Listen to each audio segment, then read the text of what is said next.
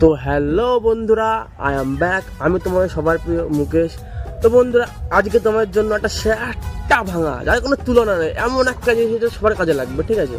তো জিনিসটা তোমার দেখাতে হবে, না দেখালে বুঝবো না। এই দেখো, এইটা হচ্ছে সেই গাছ। হ্যাঁ, এটা একটা গাছই, খারাপ হবে না, একটা গাছ। তো গাছটা তোমরা কীভাবে ব্যবহার করবা, তো সবাইকে বলছি। গাছটা এরকম ধরবা, এরকম করে ভালো করে পাতাগুলো ছাড়াবা। দেখে না, ভালো ভালো করে দেখবা। পাতাগুলো ছাড়াবা, এরকমভাবে ধরবা, আর এরকম করে ভগিতে ভরবা।